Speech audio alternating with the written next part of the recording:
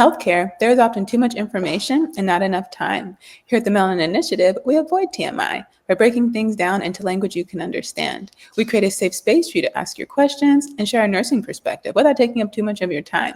Today, we're joined by two-time guest, Dr. Stacy Bentil, a doctorally prepared nurse, founder of Bentil Leadership Institute. She's been in healthcare for over 25 years, and most importantly, she's the mom of Bria and Nyla, CEOs and founders of Kid Naturals. That's Naturals with a Z.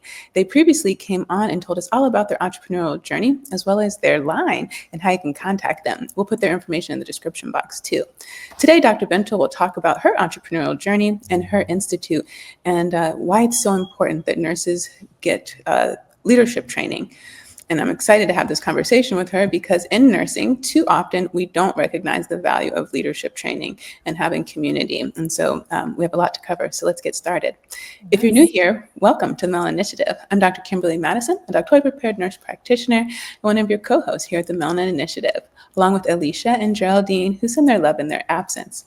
We're a health literacy podcast. When we say health literacy, we're talking about your ability to obtain information, to understand that information, and then to use it to manage your health and advocate for others. It's our hope that by watching on YouTube, LinkedIn, Facebook, Instagram, shout out to Angie, our producer, or listening on any of your favorite podcast apps, that you'll be empowered to ask questions, educated on how you can manage your health at home, and confident to navigate the healthcare system. Our other mission is to elevate the expertise of nurses, like we're going to do here today with Dr. Bentil, bring awareness to other professions within the industry, because there's a lot of things you can do outside of being a nurse and a doctor. And we can't wait to show those stories to you, because every day someone's entering the healthcare industry straight out of high school or as a second, third, or fourth career. And we just want to provide a point of reference, introduce you to people who might be in your community, potential mentors, potential business partners, and just to give you a frame of reference on what's possible if you just believe. If you haven't already, you can subscribe, leave a comment or two, share this information. It helps the algorithm know that this information is important, so that when people like you look for topics like this, we'll show up higher in the search results. Remember, this show is for educational purposes only.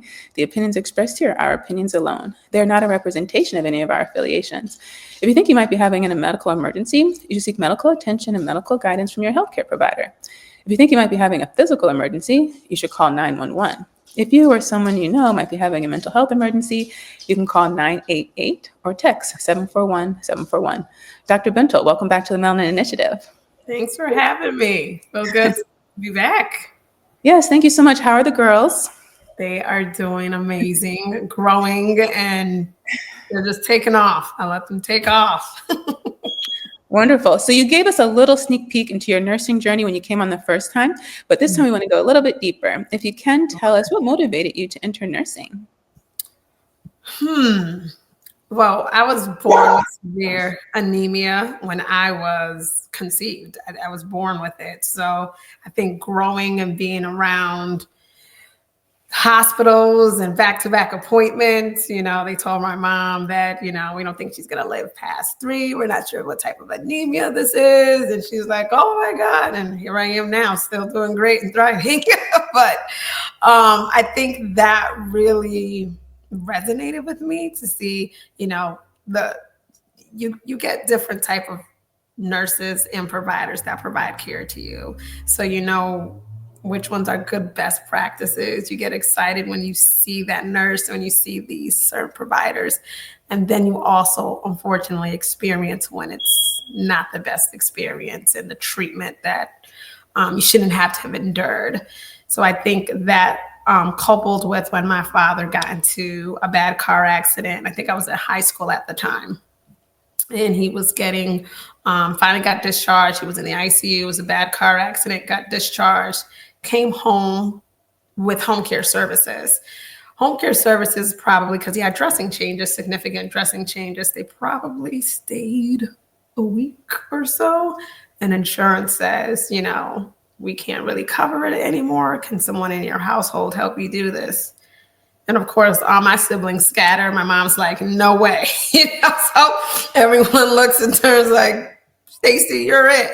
So here I am, 14 or so, 15 the most, learning how to do dressing changes with a nurse. And he was great. He gave me about 2 tries, and and these weren't small dressing changes, Kim. This is like apply. It's like physician order doing some big heavy, dressing changes, packing the wound. And I'm not in nursing school or anything at that point. I'm only about 14, 15 years old. But I was able to do it. And, I learned a lot, and it gave me that motivation, that thrive, and really that hands-on at such an early age, which transcended me to do the CNA program in my high school. So I've had, two pipelines that really said, yeah, I think I'm going to just stay in healthcare, and went straight out of high school into the nursing program. Wonderful. I love that you got education, like a certification that gave you a skill that you can use lifelong in high school. High school is great, right? And it's a wonderful opportunity for a lot of students to start picking up skills when they don't have other responsibilities. And like I said, it's something you can use on the side. You could have developed it even further. And so sometimes it's just a matter of asking the school if there's one available, or just going on Google and finding out what's in your local community. Correct. We didn't have Google those days when I was there, but definitely Google and just talking, word of mouth. And asking more about certain programs for sure. I bet your dressings are quite pretty, huh? Oh my goodness. And then of course I went to be my first job out of undergraduate. I have 3 degrees in nursing. So undergraduate nursing was in a surgical trauma ICU. And here I am, nothing but 19, 20. I'm very young, in a level 1 surgical trauma ICU unit. And I learned a great amount, of course. I applied those skills that I kind of had when I was doing the dressing changes for my dad. And then also just managing the different ones that came in through the door as Stacy, you're taking this admission. Some of those admissions that came in, you're like, no way. But you go on in, you have that perseverance and that discipline. I think my parents did a great job with, if this is your goal, keep at it. And I did it. I stayed, and I did step down, and next thing you know, I was charge nurse. And when I say literally, next thing you know, a couple months later, you're charge nurse. You know how that goes, and you're like, oh, I'm it today. I'm still in orientation. I'm still nursing shortage. Then it still is. It's a challenge. So when they need someone that's grooming to be that next leader, you're it. Wow, so many opportunities for leadership. How many siblings do you have? I have 3. And you are what order? I'm number 3. Oh, you're the baby. Yep. So it's a total of 4 of us. So I have 3 siblings, but it's a total of 4. Oh, okay. And different, boys and girls? Yes, it's 3 girls and 1 boy. Okay. And when you went into the ICU, that was your first nursing job? That was. Okay. Okay, Dr. Bentil, we have to address this controversial topic. Let's do it. You have to start in med surg. Do you have to? You don't have to. Do we recommend? Yes. Okay, so you're saying that even though you didn't start there? Yeah, I mean, if you're gonna start in an ICU as a new graduate nurse, please be in a residency program that has the coaching and the learning capacity around it, because you're just learning so much as a new nurse. In addition to that, if you didn't have a lot of clinical hands-on in your nursing program, I always say, have you ever worked as a CNA? Even when I'm interviewing, have you had medical assistant? What did you do before? What made you go? After you ask what made you go into healthcare, then you ask about what have they, hands-on wise, or what experience they have in the healthcare realm.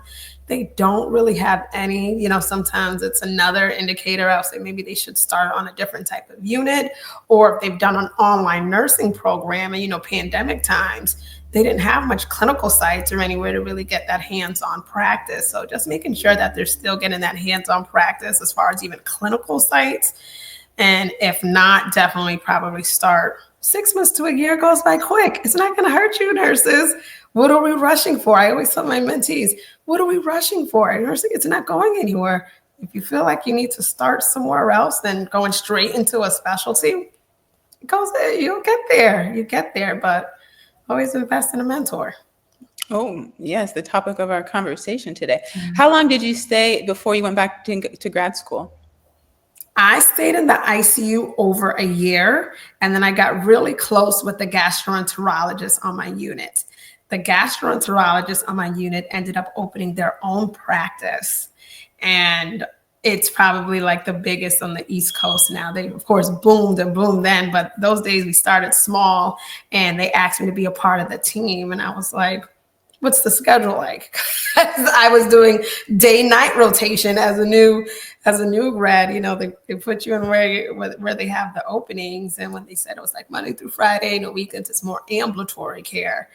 I took a position there and I stayed in ambulatory for a good amount of time. And for our audience who's unfamiliar with gastroenterology, can you just tell us a little bit about what that is?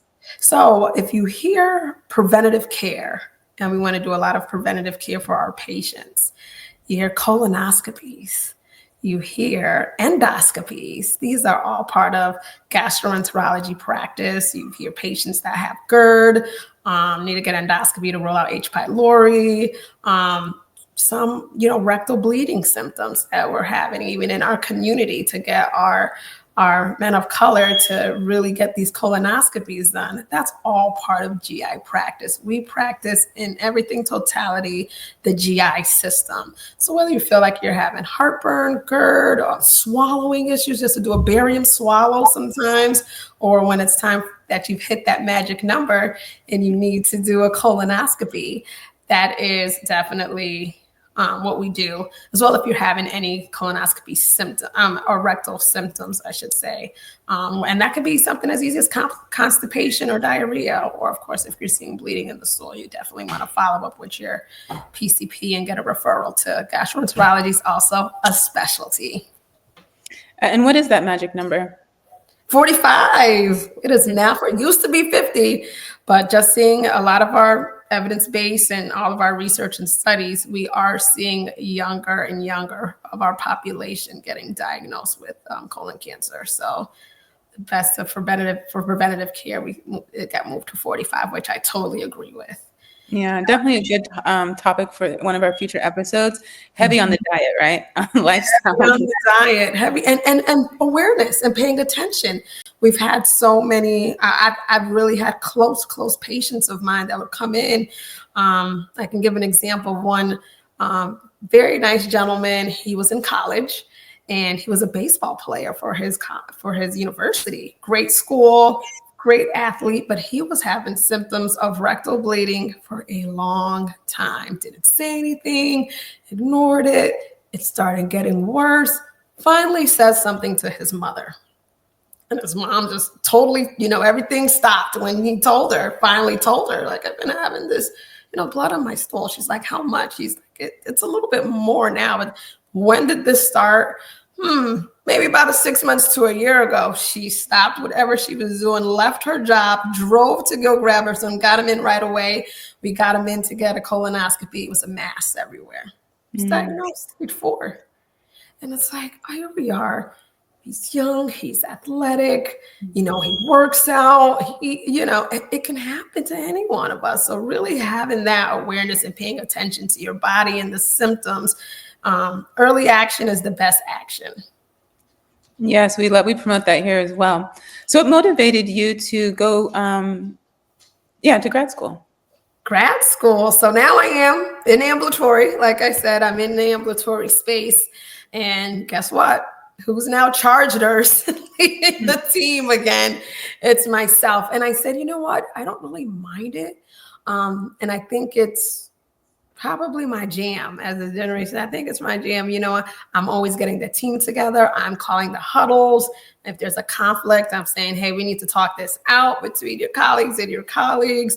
Or I found myself teaching, when we had either a new technician on or a new nurse on, I'm the preceptor. And I'm like, okay, this is all the signs keep talking to me. I think I want to go back to school and really capitalize on, it may not be a specialty, because I loved everything in nursing. I couldn't really pick one thing. I'm like, I want to do community, I want to do ICU, I wanted to do everything. But I also had leadership qualities early. If you listen to the story so far, Kim, I'm starting all the way from high school at 14. So that's what made me ask that age group. I was like, I'm seeing this very quickly. The trait just, stayed with me. I was class president of my high school. Like, distinct traits kind of stuck with me, and I was like, I need to probably pay attention to this. So I enrolled back, and I said, I'm going to go back to school. Did a little bit of the exploratory stage of what I want to do, and then when it all clicked, I said, yes, I'm going back for nursing administration and leadership. And I got into great schools for graduate school, but I ultimately ended up at New York University, NYU. Oh, wonderful. And what was did you do like, you did some practicums, right? I did. So here's that story. I always got a story. all nurses, police officers, and people in the military. We got stories for days. We get stories for days. So I live in Connecticut. We're all on the East Coast. I got my school of choice was NYU, so it's in New York. I changed my hours in my GI practice. So I did like 3/10s so I can have days off during the week so I can tend to school. And we already had no weekends and holidays off. See that balance? Use that strategy, nurses. See that balance to go back to school. I hear a lot of like, I don't know if I can do it. I got kids. Use the strategy, get a mentor. So I used that and I said, okay, I'm going to go to 30 hours. I can still keep it as full-time. I can still get my benefits and I can go back to school. So, while I was in my program, great professors. I mean, it was probably the best education I've had was at NYU. I mean, they have a remarkable nursing program. I think they're top 3, right? So it's time for us to do our practicum, and everyone's getting their sites, and I'm sitting there like, when is it going to be my turn? This one's going to, Cornell. This one's going to NYP, NYU Langone. They're all getting these amazing sites, Montefiore, Sinai, and I'm like, oh my goodness, where am I going to go? My advisor, who I love her dearly, shout out to Eloise Cathcart, looks at me and is like, Stacy, I'm going to send you somewhere and I don't want you to kind of flip. I'm like, well, where's my practicum? Everyone's got these great, cool sites in these top hospitals. She goes, I'm sending you to Boston. What? I think I almost did a backflip. Like, the kindergarten temper tantrum came out. Why do I got to go to Boston and they all get to go here? Or put something in Connecticut that's closer to me. You already know I'm doing the train back and forth. And she goes, just trust me. She looks at me, holds my hand, and I was like, you got this. Just, trust what I'm doing. Fine. So she puts me at the Brigham and Women's Hospital in Boston, top notch. And I'm like, oh, after I did I didn't know anything then, of course. I'm like, the Brigham. And she puts me with the director of newborn infant health of color. And Dr. Angeline Peters-Lewis.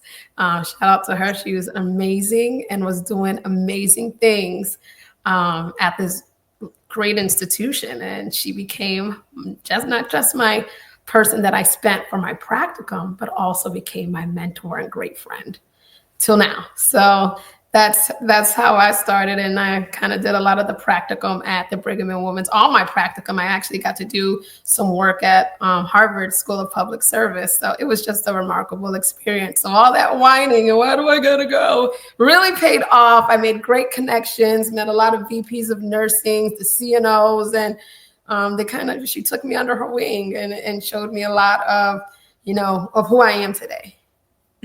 Beautiful. I have a huge heart for Boston. My parents met and fell in love there. I went to school there. I kind of met my love bug through a connection there. So really, Boston. So then, what led you to go on and get your doctorate? I went on to get my doctorate after I practiced in leadership for a few years. I enrolled I enrolled in my doctorate program and then unenrolled myself because I'm like, if I'm going to do a doctorate program, I wanted to really know. I wasn't too certain. Like, if I'm going to get a doctorate degree, what am I, what's my return on investment? Because not, what are you going to do with this degree when you're done? And is it a need for where you want to go? I had to really strategize and really think about this. Some want to go to school, it's more than just a title. It's more than just, you get called a doctor. No, I really wanted meaningful work on what this degree was going to be for me, so I rolled back after I did all those thinking. I rolled back in and I graduated from Quinnipiac University in 2021. And your DMP project? My DMP project was on reducing medication errors in an ambulatory care setting.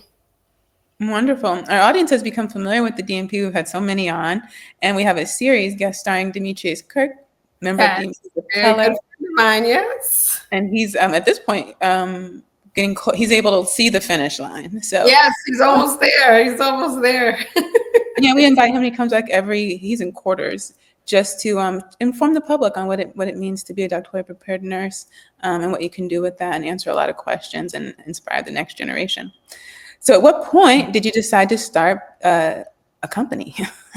I think when it came to a point where my mentors and coaches were like, you do a lot of work with elevating the future of nursing and really teaching and mentoring yourself, but you just do it to do it as a passion.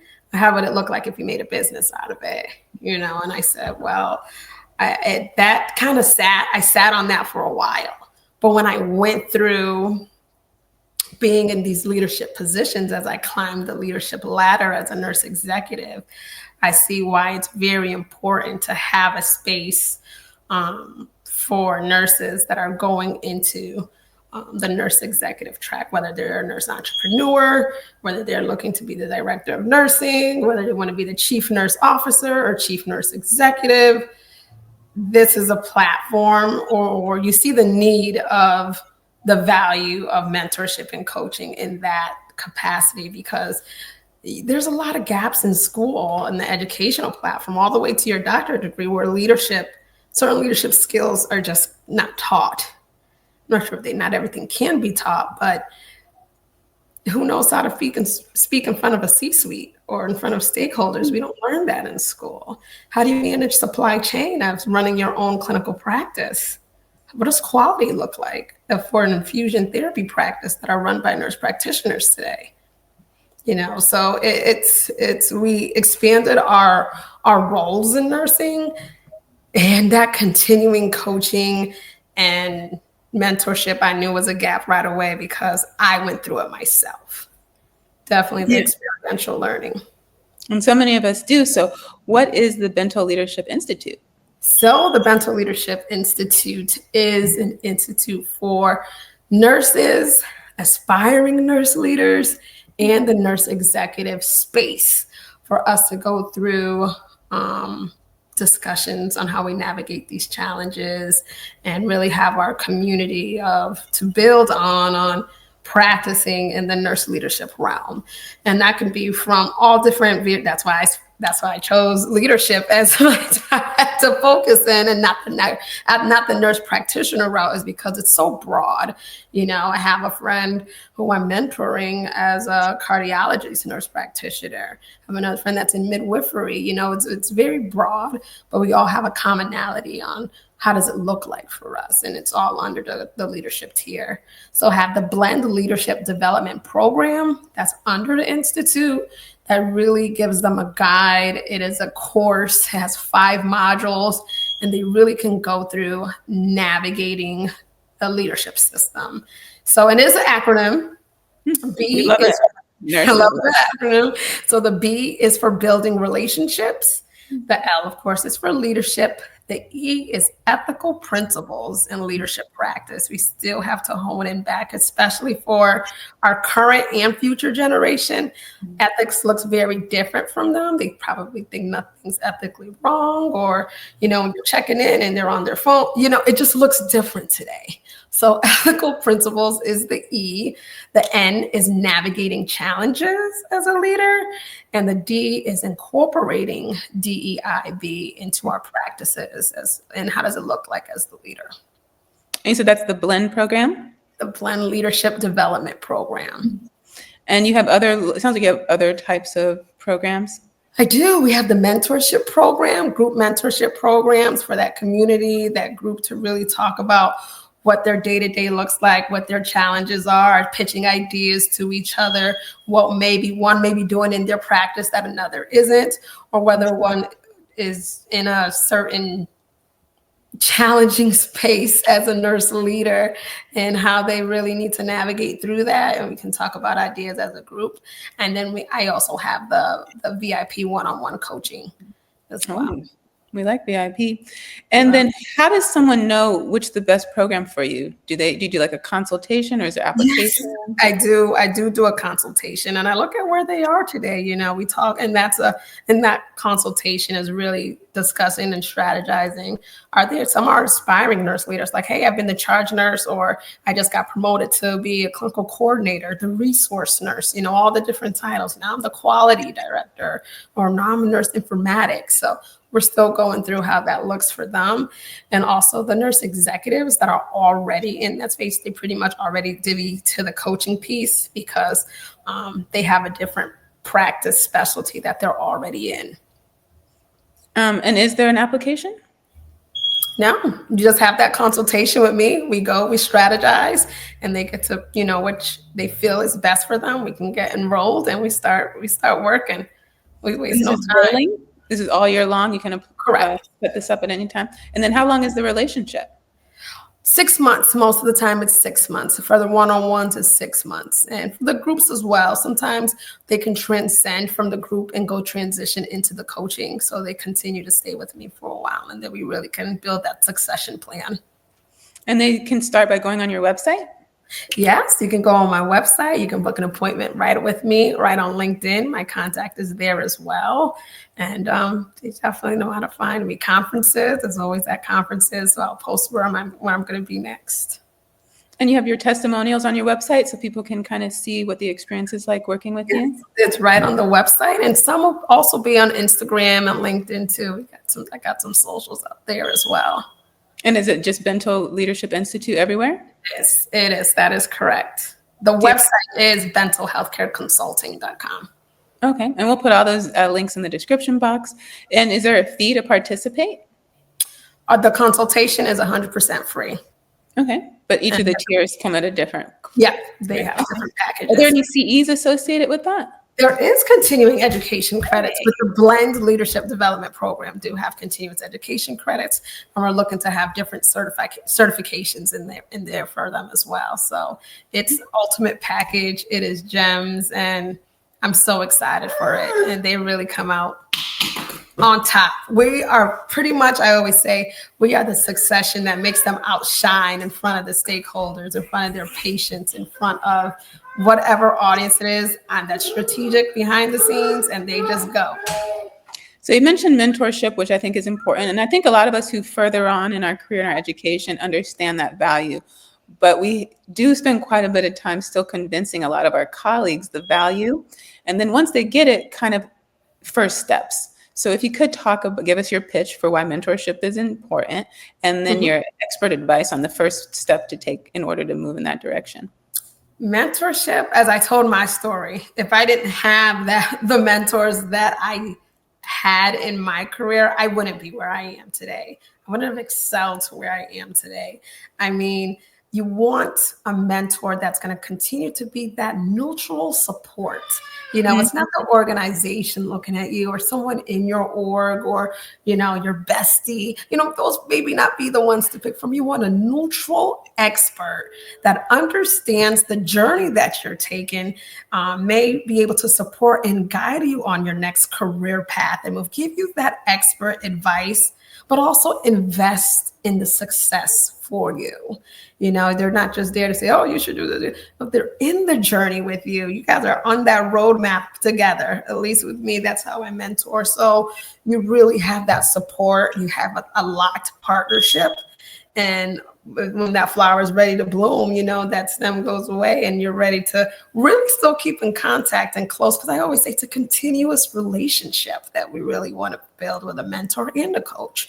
And it's so important because, like I said, it's that real feedback and real, neutral space where you really get to be yourself, really let out what you need to let out, because we have a profession, Kim, that's very hard. Nursing is a great career, but it's also a challenging career. We go through a lot of trial and tribulations. So having that support, that guidance, and even looking to them. Sometimes I had my mentee today. She was like, "You're also like my therapist, And I'm like, "Sure, that's fine.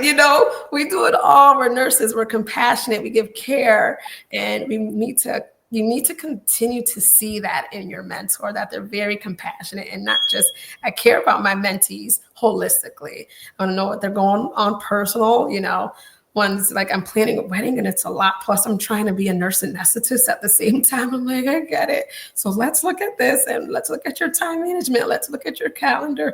What's the step-by-step? Maybe let's take it a day at a time or a week at a time, because I know you have a lot going on. So just really being that support for them holistically.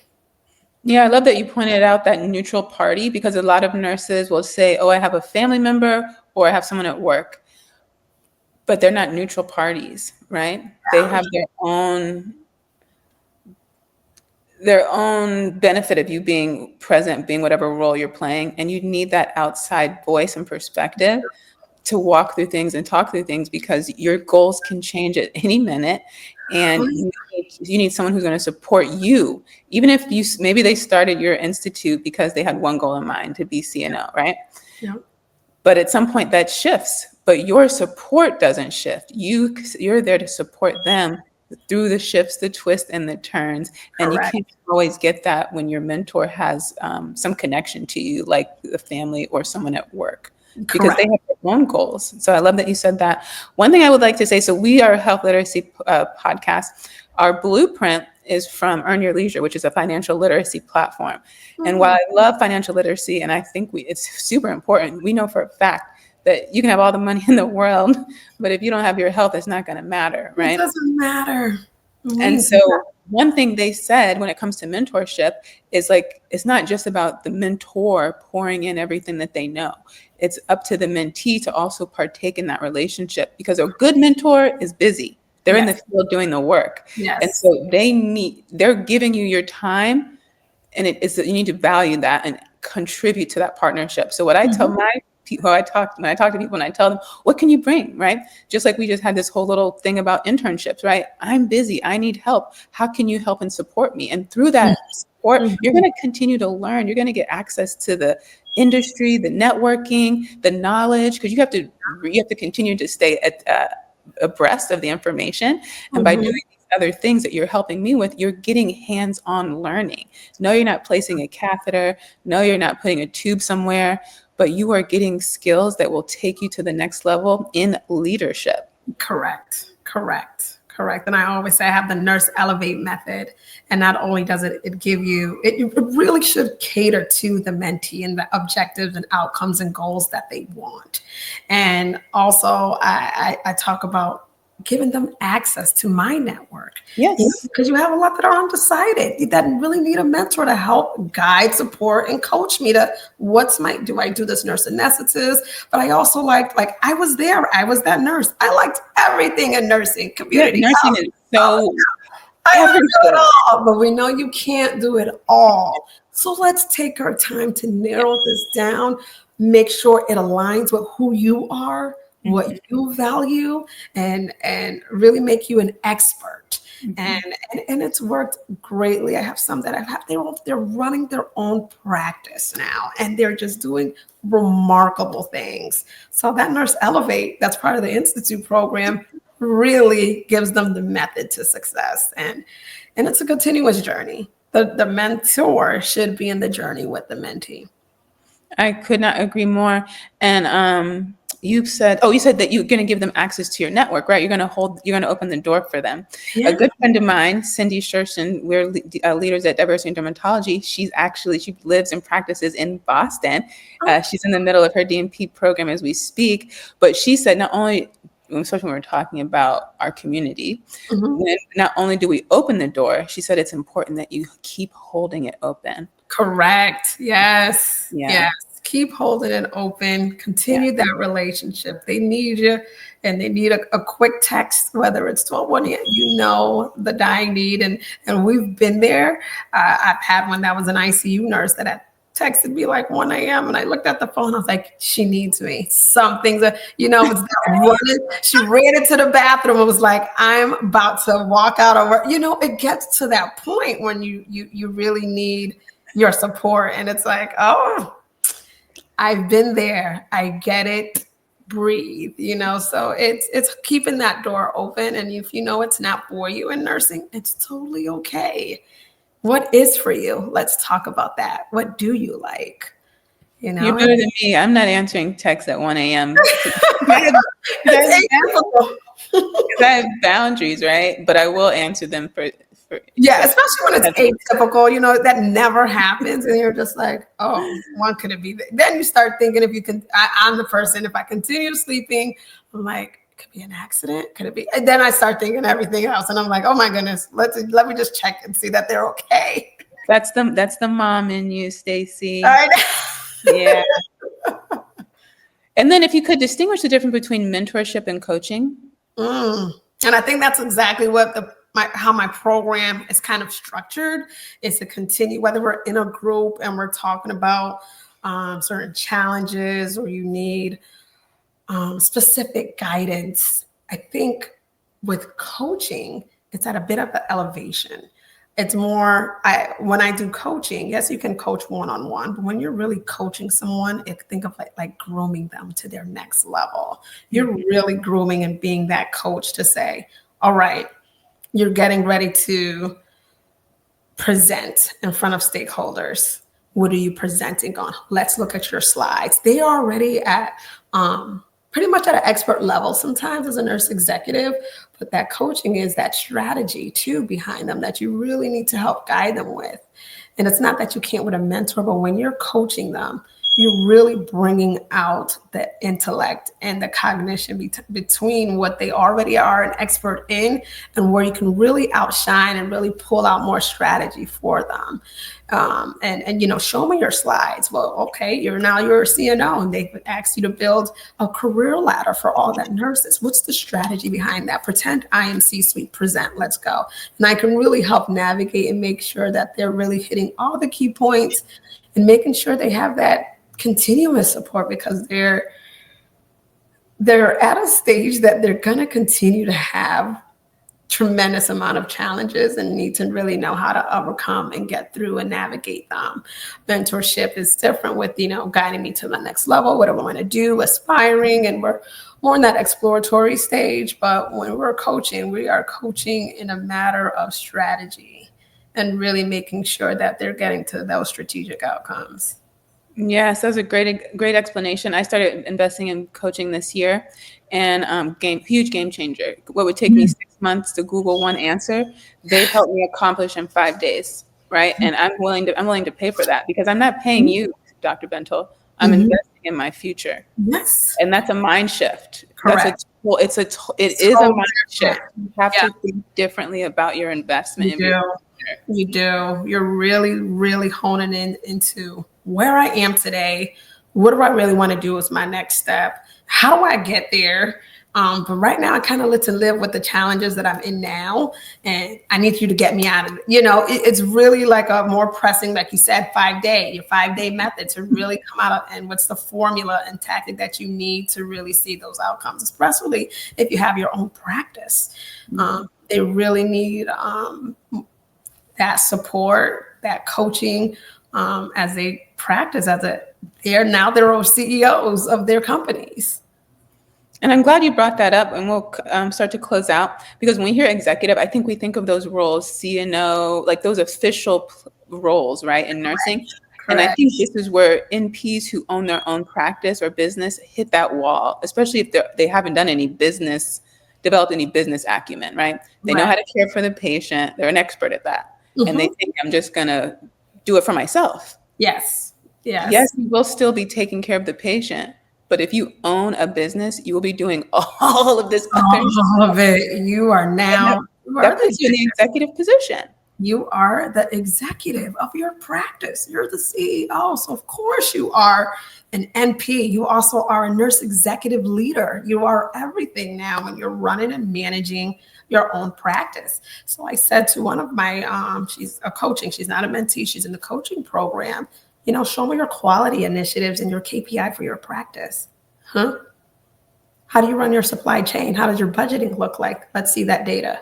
I'm a data person. I've done a lot in quality as I continued all the ladders in leadership. And it was like an eye opener for her. Like, I really need to hone in more on different strategies in my own. This is yours. I said, you're the CEO. You are the executive of this practice. Now let's get to work. Yeah, and I have to admit, even me, like I spent a lot of time on how to develop the business. But I think because I have done a lot of listening to other industries, I've understood the importance of developing in me as the business owner and as the leader executive. And in the beginning, you do those lower tier programs, right? Because it's a risk assessment. Like, I'm going to put this money in. I need to see if I'm going to get it back. 100%. If the person offering this program is like Dr. Bentil and comes with almost 30 decades of experience, right? You're going to get your money's worth. I haven't done any program that it was a regret. In fact, I'm looking to the next tier. I'm ready to go to the next tier because I'm trying to move. Right. And I have to say, you kind of pitched me today without knowing it. So yeah, I appreciate that. So any closing words with the audience? I would love to work with you and all nurses in various capacities, all the way from student nurses need mentors, your new graduate nurses, your nurses that are in residency program, all the way up. And that's why I call it the Blend Leadership Development Program. We're blending all of our variations of where we are in our practices and our specialty as nurses.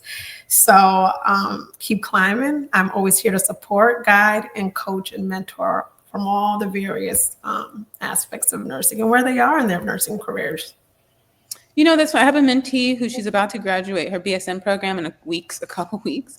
And she's already asking about the strategy to move to be a nurse practitioner, right?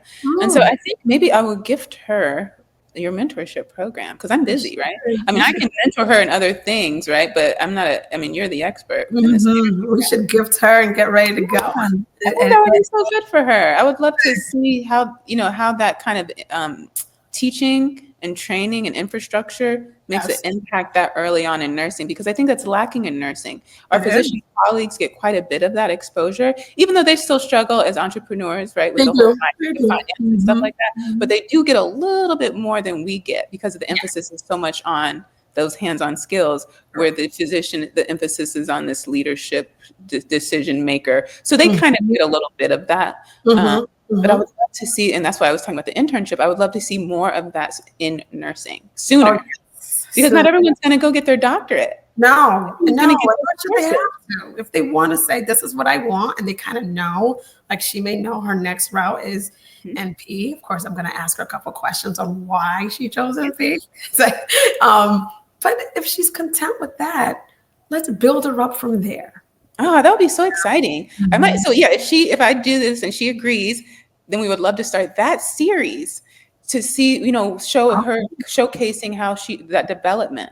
That would be amazing. That's that transformative leader. Yes. Yeah, that would be so cool. So yeah, we'll put all your information in the description box. And we just thank you again for sharing your time and your talent and for addressing an area in nursing that we really need, and being so passionate about it. And like I said, in nursing, we love to showcase other people's stories who aren't NPs.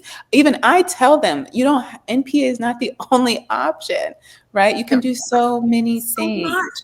Even when I was in my master's program, Kim, everyone's NP, and I'm sitting there like, am I the only one choosing? administration and leadership or executive leadership, here acute care, gerontology. I had just one or two that went towards the midwifery route, but majority. And then when you say, they looked and saw what I picked, they're like, well, what's that, Stacy? What are you going to do with that? Then it's like, it's like, yeah, we're also are needed in different spaces. We also are needed if we really want to see impact and change. And we really need to be where the stakeholders are to make sure our voices are prominent in that space. We need to be at, the C-suite level to see how does that reflective in nursing practice and health policy. So it's definitely, we're so broad. We have a great profession. Let's just continue to do the work that we do and make sure that we're represented in all the spaces. Wonderful. Thank you. Remember, everyone, you can email us your questions or show ideas to tmi.melanin@gmail.com. If you haven't already, this is your chance to subscribe, leave a comment, hit the share button. It helps the algorithm see that this information is important so that when people like you look for topics like this, we'll show up higher in the search results. All the information that we've mentioned today, we'll have the links in the description box so you can follow us and stay in contact with our guest here, Dr. Bentil. At the time of this filming, we released new videos on Sundays at noon Eastern on YouTube, LinkedIn, Facebook, Instagram, and we drop the audio at 5 a.m. on your favorite podcast app. So our night shift friends can be the first to get something and not the last. Our day shifters have something to listen to on the way in, and maybe one day someone will play it during huddle. We thank you all for watching. We'll see you next time.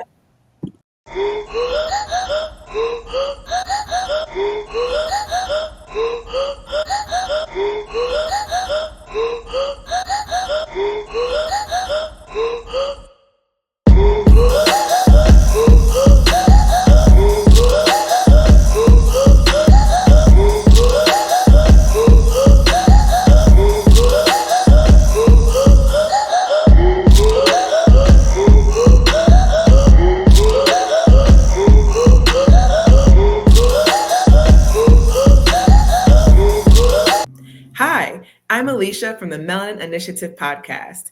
Our mission is twofold. One, to simplify complex health information so you feel empowered to ask questions, educated on how to manage your health, and confident to navigate the healthcare system. And two, to elevate the expertise of nurses, spotlight the diverse career opportunities within the healthcare industry, and inform our peers how to leverage their expertise as clinicians and entrepreneurs.